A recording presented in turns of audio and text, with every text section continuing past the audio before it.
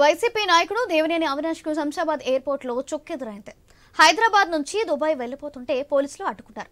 Avinash Dubai వెళ్తున్న విషయాన్ని airport అధికారులు మంగళగిరి పోలీసులకు తెలిపారు. అయితే అవినాష్ పై కేసులు ఉండటంతో ప్రయాణానికి అనుమతి ఇవ్వద్దని మంగళగిరి పోలీసులు కోరారు. దాంతో విమానాశ్రయం నుంచే వెనక్కి వెళ్లిపోయారు అవినాష్.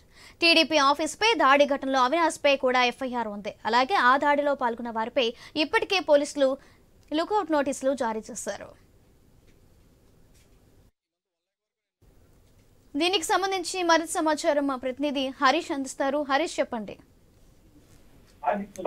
ఈరోజు వైఎస్ఆర్ కాంగ్రెస్ పార్టీ విజయవాడ తూర్పు నియోజకవర్గ ఇన్ఛార్జిగా ఉన్నటువంటి దేవినేని అవినాష్ ఆయన విదేశాలకు వెళ్లేందుకు ప్రయత్నించారు. అందులో భాగంగా ఆయన్ని పోలీసులు అడ్డుకోవడం కూడా ఒక రకంగా ఆశ్చర్యానికి గురి చేసినటువంటి సిచ్యువేషన్ కనిపిస్తోంది. దుబాయ్ వెళ్తుంటే ఆయన్ని పోలీసులు శంషాబాద్ విమానాశ్రయంలో అడ్డుకోవడం, దేవినేని అవినాష్ కి సంబంధించినటువంటి పర్యటనకు సంబంధించినటువంటి సమాచారాన్ని మంగళగిరి పోలీసులు సమాచారం అందించారు. దీంతో శంషాబాద్ అధికారులు అవినాష్ పై ఉన్న కేసులను దృష్టిలో పెట్టుకుని ప్రయాణానికి అనుమతి ఇవ్వద్దని చెప్పి మంగళగిరి పోలీసులు శంషాబాద్ విమానాశ్రయ అధికారులకి స్పష్టం చేశారు. పోలీసులు అడ్డుకోవడంతో దేవినేని అవినాష్ వెనక్కి తిరిగి వెళ్లిపోవాల్సినటువంటి సిచ్యువేషన్ వచ్చింది. ఎందుకంటే ఇప్పటికే టీడీపీ కార్యాలయం, కేంద్ర కార్యాలయంపై దాడితో పాటుగా విజయవాడలో కొన్ని ఘటనలకు సంబంధించినటువంటి అంశాలపైన, తెలుగుదేశం నాయకత్వంపై జరిగినటువంటి దాడులకు సంబంధించినటువంటి ఎపిసోడ్ పైన అవినాష్ పైన కొన్ని కేసులు ఉన్నాయి. ఆ నేపథ్యంలోనే ఆయన విజయవాడ విడిచి వేరే దేశాలకి వెళ్ళడానికి ప్రయత్నం చేశారు. దీంతో ఆయన్ని అడ్డుకున్నటువంటి సిచ్యువేషన్ ఉందన్నటువంటి ఒక అభిప్రాయం వ్యక్తమవుతుంది. దీనిపైన అధికారికంగా పోలీసులు అయితే మాత్రం ఇంతవరకు ఎటువంటి ప్రకటన ఇవ్వలేదు. ఎందుకంటే ఆయన అరెస్ట్ చేయలేదు, ఆయనకి శంషాబాద్ లో అనుమతి ఇవ్వలేదు.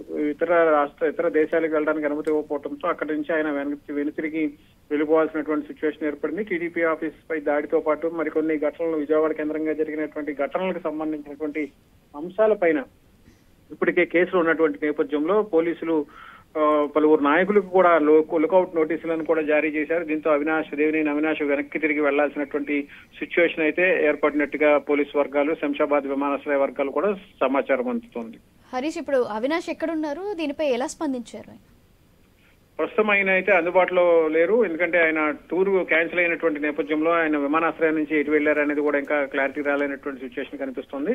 లుకౌట్ నోటీసులకు సంబంధించినటువంటి సమాచారం అవినాష్ కి అందలేదా, లేదంటే లుకౌట్ నోటీసులు ఉన్నప్పుడు శంషాబాద్ విమానాశ్రయ అధికారులు ఆయన్ని ఆయన్ని లోకల్ పోలీసు, ఏపీ పోలీసులు ఎవరైతే ఉంటారో వాళ్ళకి అందించాల్సినటువంటి సిచ్యువేషన్ ఉంటుంది, ఆయనకు అప్పచెప్పాల్సినటువంటి సిచ్యువేషన్ ఉంటుంది. కానీ శంషాబాద్ అధికారులకు అలాంటి వ్యక్తిని అదుపులోకి తీసుకునేటువంటి అధికారం లేకపోవడంతో, ఎటువంటి కంప్లైంట్ కానీ, ఎటువంటి ప్రాథమికమైనటువంటి అరెస్ట్ కి సంబంధించినటువంటి సంకేతాలు కానీ లేకపోవడంతో ఆయన్ని విమానాశ్రయ వర్గాలు మంగళగిరి పోలీసులకు ఇచ్చినటువంటి సమాచారం తర్వాత ఆయనకి లుకౌట్ నోటీసులు ఉన్నటువంటి సమాచారం తెలుసుకున్నారు. దీంతో ఆయన అక్కడ నుంచి వెళ్లిపోయినటువంటి సిచ్యువేషన్ అయితే మనకు కనిపిస్తుంది. Thank you.